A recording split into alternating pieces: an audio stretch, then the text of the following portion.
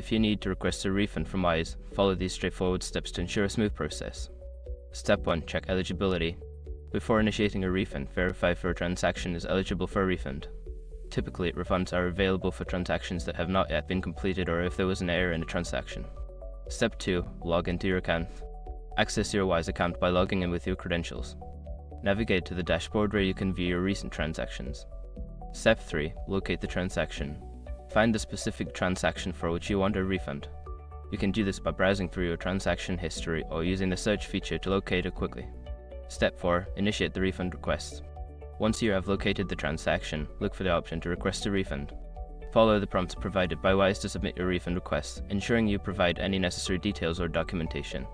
Step 5. Monitor your requests. After submitting your refund request, keep an eye on your email for updates from Wise regarding the status of your request. It may take some time for the refund to be processed, so be patient and check back regularly. In conclusion, following these steps will help you successfully request a refund from Wise. If you encounter any issues, consider reaching out to Wise's customer support for further assistance.